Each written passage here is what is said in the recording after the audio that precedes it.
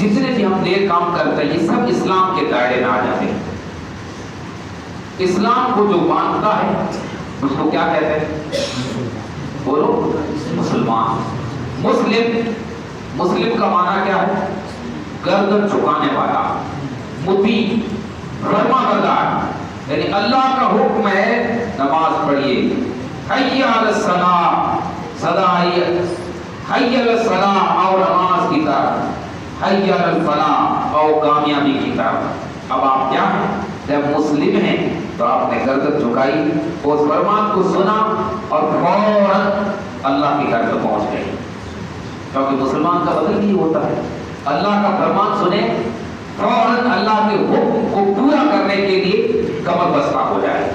مصطفیٰ کی بات سنے، فوراً تیار ہو جائے، کمر باندھ لے اور اس کو کرنا شروع کر دے. مسلمان کا مطلب اگڑنا نہیں، مسلمان کا مطلب گھمنڈ سے اللہ کے فرمانوں کو بالکل پسے پشت پھینک دینا یہ مطلب نہیں. اس لیے اس کا شابدی ترجمہ دیکھیں تو بھی یہی ہے کہ مسلمان کا معنی جھکا ہوا، فرما بردار، اللہ اس کے رسول کی باتوں کو ماننے والا. اللہ اس کے رسول کی باتوں کو جو مانتا ہے اسے مسلمان کہتے ہیں. اور اس دھرم کا نام اسلام ہے. کیا ہے؟ اسلام کی بنیاد 5 چیزوں پر ہے. پہلی بنیاد لا الہ الا اللہ محمد رسول اللہ. یہ پہلی بنیاد کا مطلب ستون. جیسے مسجد ہے، مسجد کے ستون پلر جو لگے ہوتے ہیں نا، سمجھو کہ جیسے یہ جو کھڑا ہے اب یہ اس بنیاد پہ کھڑا ہے، یہ کیا ہے؟ اس کی بنیاد. تو اسی طرح اسلام کی ایک چھت ہے، اسی طرح اس کی 5 اس طرح پائیے ہیں، 5 پلر ہیں. اور 5 پلروں پہ اسلام کی چھت قائم ہے. ٹھیک ہے. اب اس اسلام کی مقدس چھت کے نیچے آنا چاہتے ہو آپ تو پہلے آپ کو پہلے پلر کو پار کرنا ہوگا. اسلام کی باؤنڈری کے اندر داخل ہونے کے لیے پہلے نمبر پہ لا الہ الا اللہ محمد رسول اللہ. اب یہ کیا ہے؟ کلمہ ہے کہ نہیں؟ آپ اس کا مطلب بتا سکتے ہیں؟ کوئی بھی بندہ بتا سکتا ہے؟ یہ ہمارے حضرت اور علماء کو چھوڑ کر کے باقی آپ بتائیں، کوئی بھی بتائیں. لا الہ الا اللہ محمد رسول اللہ. ہم مسلمان ہیں نا؟ بتائیے جو جس کو آتا ہے. آدھا ادھورا بھی بتائیے لیکن بتائیے. اللہ ایک ہے اور محمد صلی اللہ تعالیٰ علیہ وسلم کے رسول ہے اور ہم ان پہ ایمان لائے. ہاں.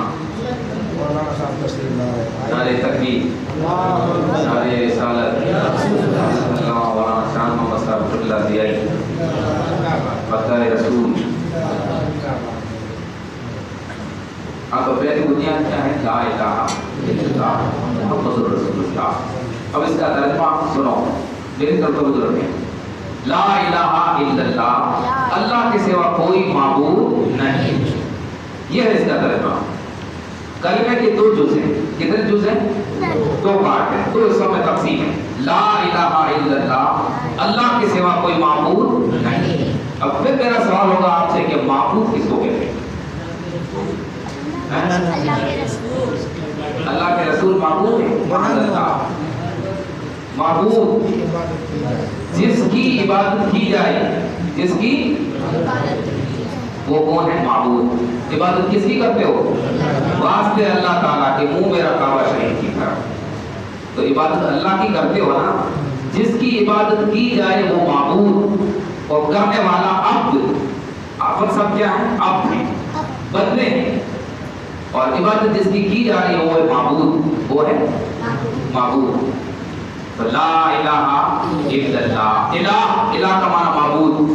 اب یہ پہلا کلمہ ہمیں یہ بتا رہا ہے کہ عبادت صرف اور صرف اسی کی جائے. پیشانی صرف اور صرف اسی کے آگے جھکے گی. کوئی دنیا کا بڑے سے بڑا سلطان ہو، ترک خان ہو، اس کے آگے بھی سجدہ نہیں کریں گے. یہاں تک کہ امام الانبیاء محمد مصطفیٰ صلی اللہ علیہ وسلم کو بھی سجدہ کرنا حرام ہے. سمجھے؟ آقا کریم صلی اللہ علیہ وسلم کے زمانے میں کرام نے جب آپ کے معجزات کو دیکھے تو انہوں نے عرض کیا کہ سلطانوں کے آگے، بادشاہوں کے آگے، قیصر و کسریٰ کے آگے لوگ گردنیں جھکاتے سجدہ کرتے ہیں، اور آپ تو اللہ کے رسول ہیں۔ ایسے ایسے معجزات اللہ تعالیٰ نے آپ کو دیے ہیں، کبھی تو آپ کی انگلیوں سے پانی کے چشمے جاری ہو رہے ہیں، کبھی آپ کی انگلی سے چاند کے ٹکڑے ہو رہا ہے، کبھی ڈوبا ہوا سورج پلٹ رہا ہے، کبھی شجر آپ کی بارگاہ میں پیڑ چل کر کے آ رہے ہیں، اور ہر بندے سے الصلاۃ والسلام علیک یا رسول اللہ کی صدا آ رہی ہے۔ آپ تو اتنے پاورفل، اتنے باکمال ہیں، تو ہمارا دل چاہتا ہے کہ ہم آپ کو کیا کریں؟ سجدہ۔ تو اللہ کے رسول نے فرمایا لا الہ الا اللہ، اللہ کے سوا معبود کوئی نہیں، میں معبود نہیں ہوں، میں محبوب ہوں۔ کیا ہوں؟ میں اللہ کا پیارا ضرور ہوں، لیکن سجدہ میں بھی اسی کو کرتا ہوں، سجدہ تم بھی اسی کو کرو۔ لا الہ الا اللہ۔ اب آگے یہ کلمہ کا ایک پارٹ، ایک حصہ ہوا، آگے محمد الرسول اللہ، محمد صلی اللہ علیہ وسلم اللہ کے رسول ہیں۔ اب آپ نے دو چیزوں کی گواہی دی، لیکن یہ دونوں گواہی ایک ہے، دونوں کو ملا کر کے ایک گواہی ہے، یا ایک بنیاد کو آپ نے پار کیا ہے۔ لا الہ الا اللہ محمد الرسول اللہ، اللہ کے سوا کوئی معبود نہیں، محمد صلی اللہ علیہ وسلم اللہ کے رسول ہیں۔ جب تک آپ یہ نہیں پڑھتے اور اس چیز کا اعتقاد نہیں رکھتے، تب تک آپ اسلام کے دائرے کے اندر داخل بھی نہیں ہوئی۔ جیسے مسجد کے اندر بھی اگر آپ داخل ہوئے بھی جوتے جمع کر رہتے وہاں کھڑے، اور آپ کے ساتھ بھائی کھڑا ہے، کافر، مشرک، غیر مسلم سب اسی لائن میں ہو۔ جب آپ لا الہ الا اللہ محمد رسول اللہ کہہ دیا تو آپ اسلام کی باؤنڈری کے اندر داخل ہو گئے، ٹھیک ہے۔ اب کوئی کہے کہ میں تو صرف لا الہ الا اللہ مانتا ہوں، محمد رسول اللہ نہیں مانتا ہوں، تو وہ اسلام کے اندر داخل کیسے ہوا؟ کہ گیٹ کے اندر وہ داخل ہوا، ایک پیر باہر ہے اور ایک اندر ہے، اب بیچ میں اٹکا ہوا ہے۔ تو صرف کوئی کہے کہ میں تو اللہ کو مانتا ہوں، محمد رسول اللہ سے مجھے کوئی مطلب نہیں، تو وہ بیچ میں اٹکا ہوا ہے۔ پتہ یہ چلا کہ محمد رسول اللہ میں بنیاد ہے، اللہ کے ساتھ میں محمد رسول اللہ ہے۔ لا الہ الا اللہ محمد رسول اللہ کہتا ہے تو وہ اسلام کے دائرے کے اندر داخل ہوا۔ اب اس نے ایک پلر کو پار کیا، اب جیسے ہی وہ اندر داخل ہوا، اقام الصلاۃ، نماز قائم کرنا۔ دوسری بنیاد کیا ہوئی؟ نماز۔ اور اب وہ مسلمان ہے، جب اسلام کے دائرے میں آ گیا ہے تو اس پر نماز کسی بھی صورت میں معاف نہیں ہے۔ اور ہم پر نماز فرض صرف رمضان میں، اڑے دنوں میں معاف ہے نا؟ نہیں، ایسا نہیں ہے، یہ ہمارا فیصلہ ہے۔ اللہ کا فیصلہ کیا ہے؟ اقیموا الصلاۃ وآتوا الزکاۃ۔ نماز چاہے آپ بیماری میں ہیں، سفر میں ہیں، کہیں بھی ہیں، جب تک آپ زندہ ہیں آپ کا نماز معاف نہیں۔ آپ کھڑے ہو کر پڑھ سکتے تو پڑھیں، اگر آپ میں کھڑے ہونے کی طاقت اور طاقت نہیں ہے تو بیٹھ کر کے پڑھیں، بیٹھ کر پڑھنے کی طاقت نہیں تو لیٹ کر کے پڑھیں، اور لیٹ کر کے پڑھنے کی طاقت نہیں ہے، آنکھوں کا اشارہ جب تک چل رہا ہے تو آنکھوں کے اشاروں سے بھی پڑھیں، لیکن نماز معاف نہیں ہے۔ اور ہم نے 11 مہینے معاف کی ہوئی ہے، صرف 1 مہینہ فرض کی ہوئی ہے۔ ہمارا فیصلہ ہے نا، ہم شریعت کو نہیں مانتے، ہم طبیعت کو مانتے ہیں، ٹھیک ہے۔ تو کلمہ، نماز، روزہ، حج، زکات، یہ 5 بنیادیں ہیں۔ اس پر تفصیل سے میں گفتگو کرتا، لیکن اب وقت بھی کافی ہو جائے گا، عدد کی نعتیں رسول مقبول صلی اللہ علیہ وسلم خود گائیں گے، اور مجھے 1-2 حدیثیں بھی ذکر کرنی ہیں۔ دوسری پڑھی اللہ صلی اللہ حدیث۔ اب پھر میرا سوال ہوا کہ حدیث کس کو کہتے ہیں؟ حدیث یہ ہمارے سنیوں کی ایک خامی ہے، پاس والوں کو پوچھو وہ حدیث پڑھ کے سنا دیں گے اور آپ کو حدیث کا مطلب بھی معلوم ہے، صرف نعرے تکبیر، نعرے رسالت، غوث کا کام نہیں چھوڑیں گے۔ حدیث کا مطلب ہے نبی کریم صلی اللہ علیہ وسلم کی زبان سے نکلے ہوئے بولوں کو کیا کہتے ہیں؟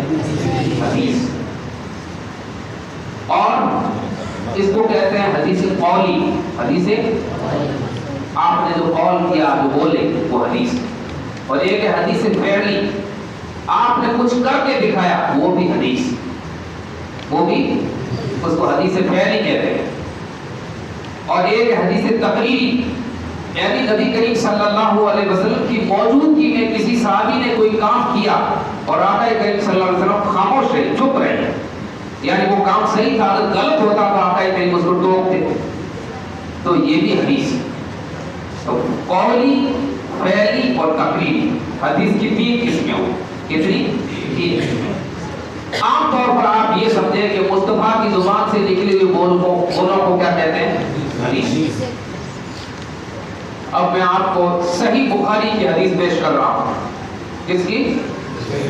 عبارت عربی کی وہ میں نہیں پڑھ رہا ہوں کیونکہ وقت کم ہے، صرف ترجمہ پیش کر رہا ہوں، اور اس حدیث کو روایت کیا ہے متفق علیہ حدیث ہے، وہذا لفظ البخاری، یہ حدیث جو میں ذکر کرنے والا ہوں، یہ اس حدیث کو امام بخاری نے اور امام مسلم نے اپنی اپنی کتابوں میں ذکر کیا ہے، اور بخاری شریف آپ جانتے ہیں قرآن مجید کے بعد دنیا کی سب کتابوں میں سب سے افضل مرتبہ اس کا بخاری شریف، پڑوس والے بہت زیادہ بخاری کا نام لیتے ہیں اور ہم نے پہلی بار سنا ہے۔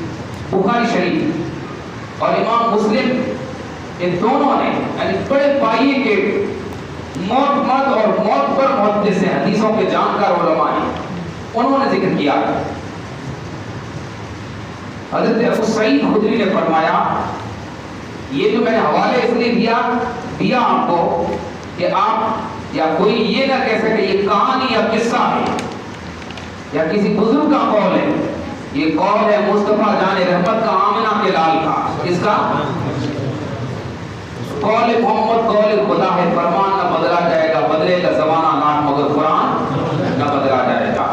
حضرت ابو سعید خدری بیان کرتے ہیں کہ حضور کے صحابی ہیں، جس نے ایمان کی حالت میں حضور کو دیکھا اور ایمان کی حالت میں دنیا سے گیا، اس کو کیا کہتے ہیں؟ صحابی، اور بہت سارا کو صحابہ۔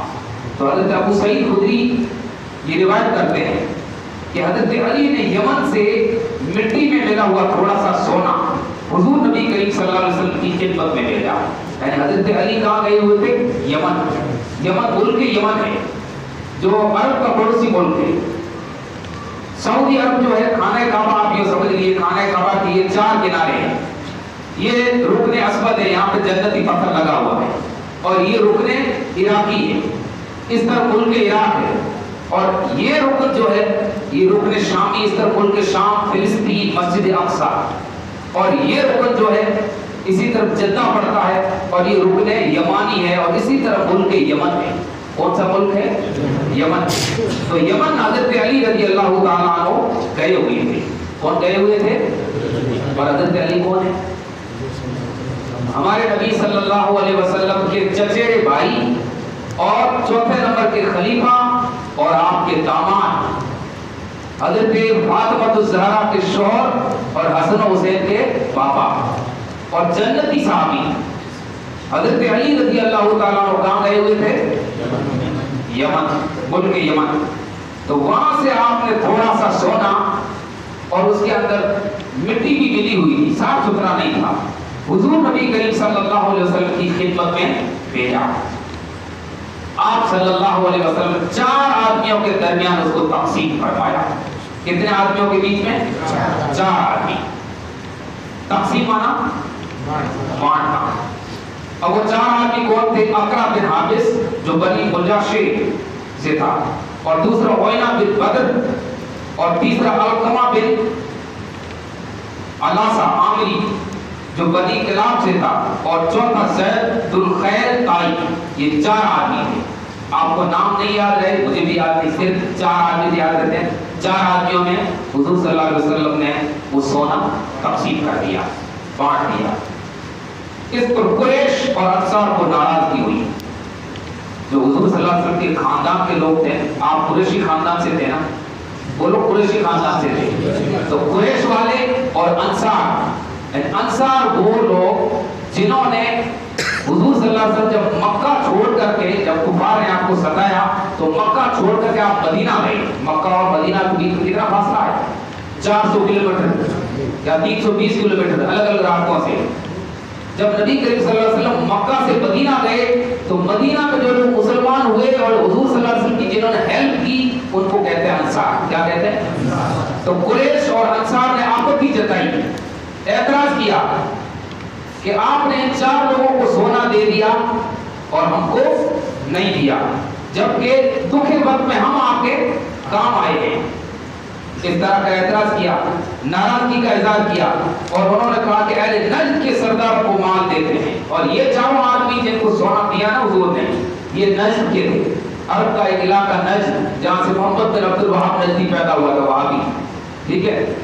تو وہاں کے سردار تھے, 4 سرداروں کو حضور نے سونا تقسیم کیا.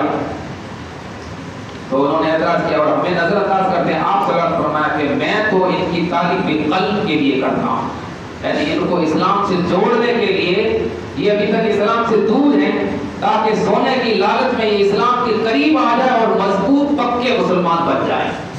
اس لیے میں نے یہ کام کیا ہے, ورنہ میں نے کوئی ناانصافی نہیں کی ہے. تعلیم قلب کے لیے کرتا ہوں. اسی اسنا میں ایک شخص آیا, یعنی حضور صلی اللہ علیہ وسلم قریش اور انصار کے بیچ میں یہ بات چل رہی تھی. اسی اسنا میں یعنی اسی بات کے چلتے دوران ایک آدمی آیا جس کی آنکھیں اندر کو دھسی ہوئی. وہ آدمی کیسا تھا؟ آنکھیں بہت موٹی تھی اور دھسی ہوئی اندر, آنکھیں اندر کو دھسی ہوئی, پیشانی ابری ہوئی, یہ للاٹ باہر آئی ہوئی, اور داڑھی گھنی اور گھاٹی داڑھی تھی. داڑھی گھنی اور گال پھولے ہوئے, گال پھولے ہوئے اور سر مڑا ہوا تھا. اب اس کی نشانیاں یاد رکھیں آپ. آنکھیں اندر کو دسی ہوئی, پیشانی ابری ہوئی, داڑھی گھنی اور گال پھولے ہوئے اور سر مونڈا ٹکلا. اس نے آ کر کہا اے محمد صلی اللہ علیہ وآلہ وسلم. کتنا بے ادب تھا کہ کسی بڑے آدمی کا آپ نام لیں گے. یہ حضرت بیٹھے ہو, آپ مولانا صاحب کہیں گے کہ غفور صاحب کہو گے؟ کیا کہو گے؟ عبد الغفور ان کا نام ہے, آپ کیوں نہیں کہتے ہو؟ یہ ادب نہیں ہے. ادب والا بندہ نام نہیں لیتا, اس کی ڈگری سے بلائے گا. کیا کہیں گے؟ مولانا صاحب, مفتی صاحب, قاری صاحب, مداح رسول صاحب, ایسے کہیں گے. لیکن وہ بے ادب تھا. حضور امام الانبیاء کو کیا کہہ رہا ہے؟ اے محمد, نام دے کے پکار رہا ہے. اے محمد اللہ سے ڈرو. کیا کہہ رہا ہے؟ اللہ سے ڈرو. اب یہ اتنا سمجھدار بندہ آ گیا جو امام الانبیاء محمد مصطفیٰ, جو پوری کائنات کے معلم, ٹیچر, استاد, لرنر بن کے تشریف لائے, ان کو سبق سکھا رہا ہے کہ آپ اللہ سے ڈرو. اب دوسرے اس کا کہنا صحیح تھا یا غلط تھا؟ بولو. اسی کو کہتے ہیں گستاخی. کیا کہتے ہیں؟ بد زبانی, طریقہ دہنی, ایمان کی بربادی. اس نے کہا کہ اے محمد اللہ سے ڈرو. حضور نبی اکرم صلی اللہ علیہ وسلم فرمایا اللہ تعالیٰ کی اطاعت کرنے والا کون ہے اگر میں اس کی نافرمانی کرتا ہوں؟ اگر اس دنیا میں اگر میں ہی اس کا نافرمان ہوں تو میرے سے بڑھ کر اس کا فرما بردار کون ہو سکتا ہے؟ حالانکہ اس نے مجھے زمین والوں پر امین بنایا ہے اور تم مجھے امین نہیں مانتے. اللہ کے رسول فرمایا پوری زمین پر اللہ تعالیٰ نے مجھے کیا بنا کے بھیجا ہے؟ امین. امین کس کو کہتے ہیں؟ جو امانت میں خیانت نہ کرے. آپ نے مجھے کوئی چیز دی کہ آپ سنجا شریف جا رہے ہو, یہ چیز حضرت پیر صاحب قبلہ کو گفٹ دے دینا, میں بیچ میں ہڑپ کر لوں, پیر صاحب تک کم پہنچاؤں, تو میں خائن ہوا. کیا ہوا؟ امانت میں خیانت کرنے والا. اگر میں اس کو صحیح جس طرح آپ نے دی اسی طرح اس چیز کو پہنچا دوں تو میں کیا ہوا؟ امین. کیا ہوا؟ میں نے امانت میں خیانت نہیں کی. تو نبی کریم صلی اللہ علیہ وسلم فرمایا کہ میں اگر امین نہیں ہوں تو اور کون امین ہو سکتا ہے؟ تو صحابہ میں سے ایک شخص نے اسے قتل کرنے کی اجازت مانگی. حضور کے صحابہ ایمان والے بھی تو بیٹھے ہوئے تھے نا پاس میں, کہ یا رسول اللہ آپ کو آ کر یہ کہہ رہا ہے کہ آپ اللہ سے ڈرو. اتنا ہوشیار ہو گیا ہے اور اتنا گستاخ. ایک صحابی نے اجازت مانگی کہ یا رسول اللہ اجازت دو میں اس کا سر تن سے جدا کر دوں, اسے قتل کر دوں. میرے خیال میں وہ حضرت خالد بن ولید تھے. یہ راوی روایت کرنے والے کہتے ہیں کہ وہ اجازت دینے والے کون تھے؟ حضرت خالد بن ولید. اور خالد بن ولید وہ ہیں جنہوں نے اپنی زندگی میں کفر اور اسلام میں آنے کے بعد یعنی کفر میں بھی اور اسلام میں بھی 125 جنگیں لڑی. کتنی؟ 125 جنگیں. اور 125 جنگوں میں بھی آپ فتح یاب اور کامیاب جیت کر کے بڑھتے ہیں. اور آپ کے بدن پر تیر و تلوار کے اتنے زخم تھے اور اتنے گھاؤ لگے ہوئے تھے کہ پورا بدن چھلنی ہوا تھا. لیکن جب آپ کا آخری وقت آیا تو آپ بستر مرگ پہ تھے, اپنے بستر پہ جان اللہ کے حوالے کر رہے تھے اور لوگوں کو یہ درس دیا کہ اے لوگوں موت سے مت ڈرو. اگر موت آتی تیر و تلوار سے, اگر میں ڈرتا اور تم ڈرتے ہو موت سے, تو خالد بن ولید کی موت میدان جنگ میں آتی. 125 جنگیں لڑا ہوں اور پورا بدن چھلنی ہوا ہے, لیکن مجھے افسوس ہے کہ شہادت مجھے نہیں ملی. میں آج بستر پہ دم توڑ رہا ہوں. وہ حضرت خالد بن ولید. تو شاید اب واپس آ جائیں یہاں پر جو بات کر رہا تھا. خالد بن ولید تھے, آپ نے اجازت چاہی تو حضور نبی اکرم صلی اللہ علیہ وسلم نے انہیں منع فرما دیا کہ اسے قتل نہ کرو. اور ابو نعیم کی روایت میں ایک شخص نے کہا کہ اے محمد اللہ سے ڈر. ایک اور روایت میں اور عدل کرو. کیا کرو؟ نیائے کرو, انصاف کرو. بے انصافی کر رہے ہو آپ. تو رسول اللہ نے فرمایا کہ آسمان والوں کے ہاں میں امانت دار ہوں اور تم مجھے امین سمجھتے. پہلے حدیث کی جز میں کہتے ہیں زمین والوں پہ اللہ نے مجھے امین بنا کر کے بھیجا ہے. اب اس حدیث کے جز میں حضور نے فرمایا کہ میں آسمانی مخلوق ملائکہ کی دنیا میں بھی میں امین. مجھے اللہ تعالیٰ نے آسمانی دنیا میں بھی امین بنا کر بھیجا ہے اور تم مجھے امین نہیں مانتے. تو حضرت ابو بکر نے عرض کیا, یہ روایت حضرت ابو بکر تھے خالد بن ولید کی جگہ پہ. حضرت ابو بکر نے عرض کیا کہ یا رسول اللہ میں اس کی گردن کاٹ دوں. اب وہ گردن کاٹنے کا کون کہہ رہے ہیں؟ ابو بکر. اور جو بندہ آیا تھا نا وہ کیسا تھا؟ داڑھی نہیں تھی اس کے, ٹوپی نہیں تھی, اسلام میں حلیہ نہیں تھا, نماز نہیں پڑھتا تھا, وہ روزے رکھتا تھا, حج کرتا تھا, زکات ادا کرتا تھا, پورا اسلام کا پابند تھا. لیکن بہت زیادہ ہی کچھ اپنے آپ کو ہوشیار سمجھنے لگ گیا تھا اور گستاخ بن گیا تھا اور مصطفیٰ کو سمجھانے آ گیا تھا.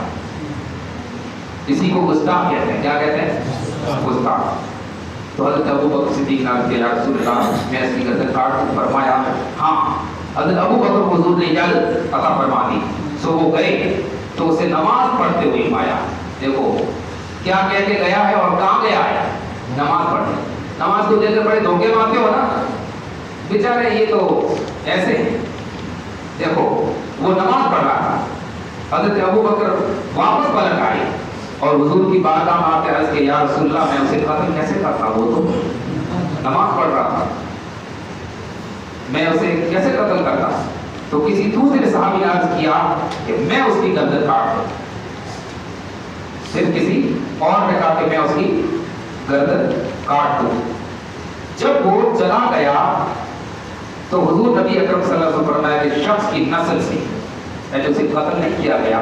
جب وہ چلا گیا تو نبی کریم صلی اللہ علیہ وسلم نے فرمایا کہ اس شخص کی نسل سے, اس کے خاندان سے, اس کی فیملی سے ایک ایسی قوم پیدا ہوگی, ایسے لوگ پیدا ہوں گے جو لوگ کیا کہتے ہیں قرآن پڑھیں گے. کیا پڑھیں گے؟ قرآن. اور قرآن بھی کیسا؟ ایسا خوبصورت قرآن پڑھیں گے, مخارج تجوید کے ساتھ, ترتیب کے ساتھ, اور لمبی لمبی نمازیں پڑھیں گے. لمبی لمبی نمازیں پڑھیں گے, رکوع اور سجدے بڑے آرام سے, اور جب قیام میں کھڑے ہوں گے تو گھنٹہ گھنٹہ کھڑے رہیں گے, بہترین قرآن پڑھیں گے. لیکن اللہ کے رسول نے فرمایا بہترین قرآن پڑھیں گے لیکن ان کے حلق سے نیچے نہیں اترے گا. یہ گلا حلق اس سے نیچے نہیں اترے گا. صرف زبان پہ بہترین قرآن کی آواز ہوگی لیکن دل ان کے قرآن سے یکسر خالی ہوں گے. اور وہ اسلام سے اس طرح نکل جائیں گے جیسے تیر شکار سے نکل جاتا ہے. یہ حضور نے مثال دے کر کے سمجھایا کہ شکار کو تیر مارو تو شکار تیر جو ہے شکار کو چھیدتے ہوئے, جانور کے جسم کو چیرتے ہوئے آر پار ہو جائے گا, آر پار ہو جائے گا اور ایک دم صاف ستھرا ہوگا اور اس کے آر پار ہونے میں کوئی وقت نہیں لگے گا. تو یہ لوگ بھی ایمان سے اس طرح خالی ہوں گے جس طرح تیر شکار سے نکل جاتا ہے, یہ ایمان سے اس طرح نکلے ہوئے ہوں گے. اور وہ اسلام سے اس طرح نکل جائیں گے جیسے تیر شکار سے نکل جاتا ہے. وہ بت پرستوں کو چھوڑ کر مسلمانوں کو قتل کریں گے. بت پرستوں کو چھوڑیں گے، بتوں کے پجاریوں کو کچھ نہیں کہیں گے، مسلمانوں کو قتل کریں گے، مسلمانوں میں عیب نکالیں گے. اور معاذ اللہ، اللہ کی پناہ، ایسے لوگ ہیں جو مسلمانوں کے قتل کرنے والی بات ایک طرف مصطفیٰ جان رحمت صلی اللہ علیہ وسلم کی ذات میں وہ عیب نکالتے ہیں. جیسی قوم داڑھی ٹوپی والے، نبی غیب نہیں جانتے تھے، نبی ہماری طرح بشر تھے، وہ تو صرف ایک قاصد اور ڈاکیا تھے، باقی ان کے پاس کیا تھا؟ اس طرح کے ان کی زبان ہے اور اس طرح کی ان کی نشانیاں ہیں. نبی کریم صلی اللہ علیہ وسلم اگر میں انہیں پاؤں تو قوم عاد کی طرف ضرور انہیں قتل کرتا ہوں. ایک اور حدیث میں پیش کروں اگر اجازت دیں تو. جلد سے درشی پڑھی اللہ صلی اللہ علیہ وسلم.